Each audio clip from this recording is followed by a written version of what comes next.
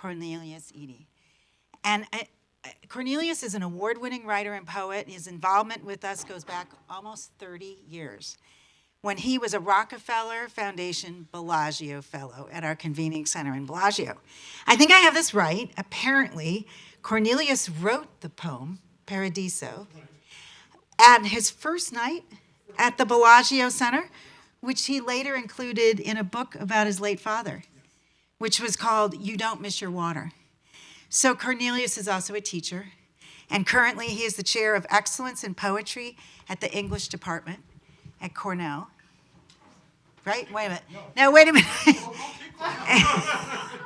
Sorry, I just realized my notes went on. But it's also... University of Tennessee. Oh, University of Tennessee, okay. My notes just went offline, so that I'd remembered that correctly.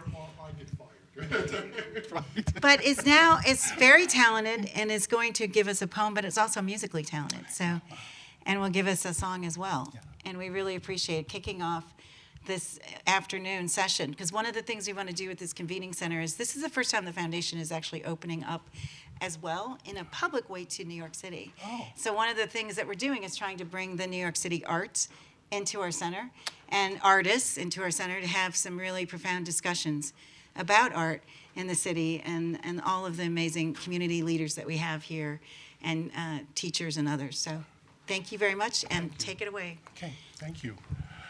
Well, thanks for inviting me. I do have a real history here with the Rockefeller Foundation. First of all, I want to readjust my mic just a little bit. Yep.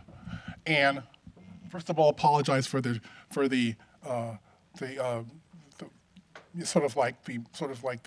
untruth in advertising, right? I mean, I see the picture, my perfect picture of me behind me, right? Right? That was taken at a reading maybe 30 years ago. And so you probably walked into the room thinking, oh my God, he's gorgeous. What a hunk. God, I'll stand in the front row and then I show up. So really, that will haunt me till my grave. But really, it is a pleasure to be here. Again, the connection with the Rockefeller Foundation has been really abundantly rich one for me. That poem that she said in the introduction actually became part of the play, You Don't Miss Your Water, that led to the other play, Brutal Imagination. It was just only because I had a moment to write. Having moments to write is really an important thing. Having the space and the encouragement to write is really an important thing. And I just want to tell, and this here is evidence of that gesture. So I'm so happy that the Rockefeller Foundation is trying to embrace the New York City arts in such a great way. We're talking, you guys are about to have a long talk about health and pandemic and things like that. So I'm going to do things that, two pieces that touch upon that. The first one is a poem called A Corona Diary. And it came about by a request by a poet friend of mine, Alice Quinn, who was the poetry editor for The New Yorker for many, many, many years. She did an anthology for Corona poems while we were all in lockdown. And there's two things about the poem that you need to know. One is that I'm going to mention a singer, and the singer is the folk singer John Prime, who is a fantastic singer and songwriter who died during the pandemic. Second thing you're going to hear is me reference to a relative. The relative is my late sister, Gloria. The phone call was when I realized the pandemic was really serious. My sister and I were slightly estranged at that point, and she called me from Rochester to see how I was doing, and I knew by the tone of the phone call and calling that it was really bad, really, really bad. So, first of all, my phone must be seeing me. First of all, the poem, Corona Diary. These days, you want the poem to be a mask, soft veil between what floats invisible but known in the air.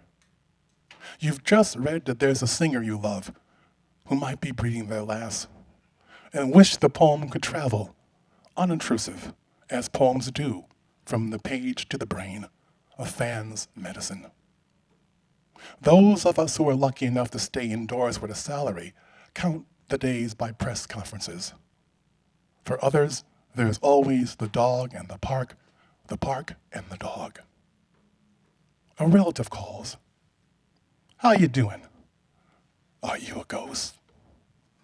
The buds emerged on time for their brief duty. The poem longs to be a filter, but in floats spring's insistence. We wait.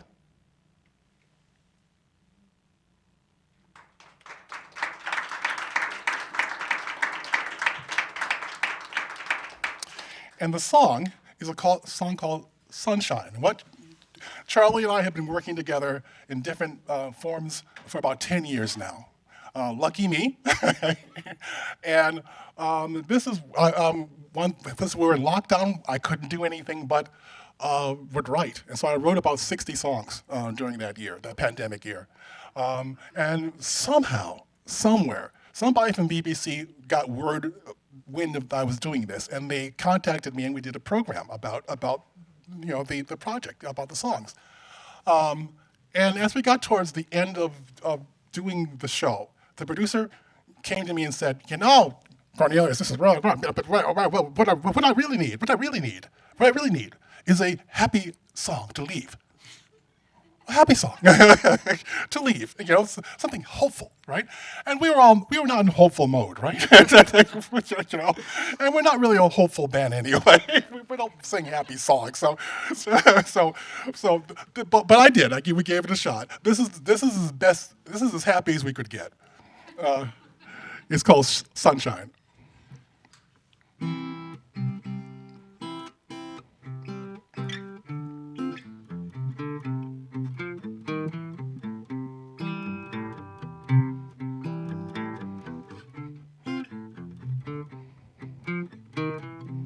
Me and my baby sitting in the rain, waiting on the sun to shine.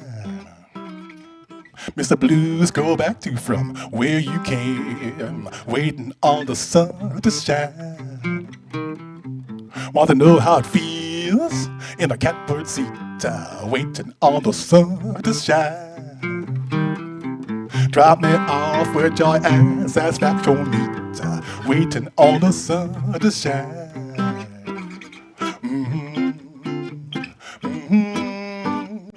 Sad old moon hanging in the sky, waiting on the sun to shine. Sun starts shining, the moon got to hide, waiting on the sun to shine.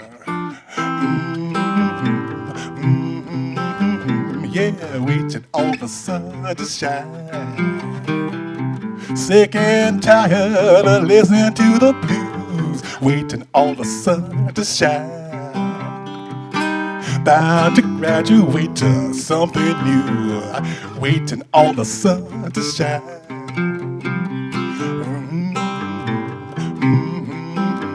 Yeah, waiting on the sun to shine.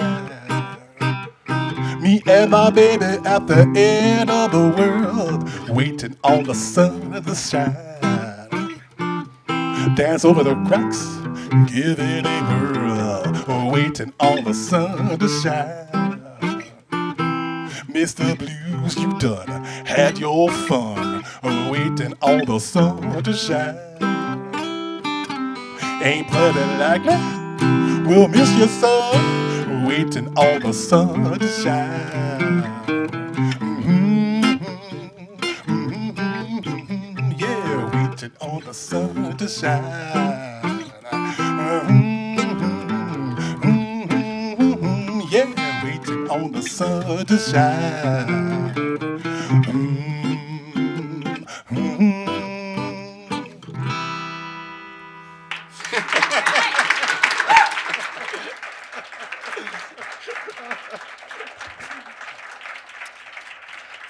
Thank you. Charlie Rauh.